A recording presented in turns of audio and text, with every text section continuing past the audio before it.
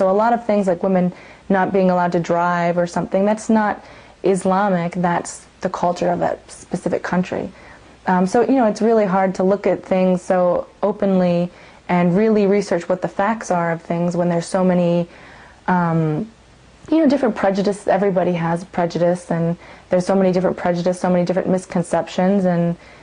you know, that's one of the things, you know, and one of the points that the religion does make is that, you know, God sent every nation, God had sent a prophet to every nation to preach and say that, you know, there's only one God, you should worship this one God. So, you know, every different people, and, you know, people were sent to different nationalities and different, having this concept, and that there are some that, you know, prophets that we don't know of, some prophets that we do know of, and some of them had books. Like we believe, you know, Moses had a book, Abraham had the book, you know, David had a book, Song of Solomon's, and, you know, we believe what we believe over time that, you know, people have changed their religion, and the original documentation is lost, and that it's not in the same form and in the same practice that it was originally. And the reason why, you know, that the need to keep on sending prophets and to keep on sending, you know, books of guidance would be because man had changed, added his own word into, made alterations for culture, for, you know, something.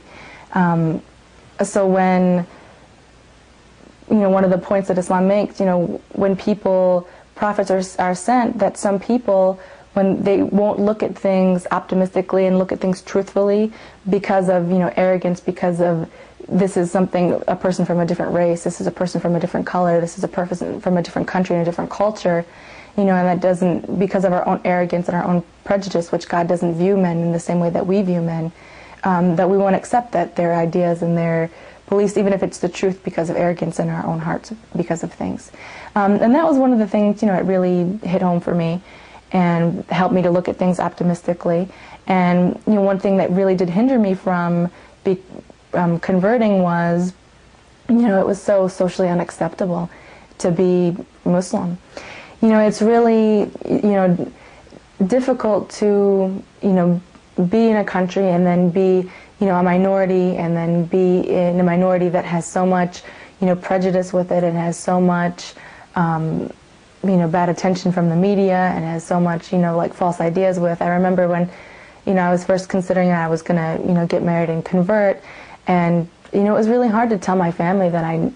you know, that had been like generations of Christian, some were Catholic, some were born again Christian,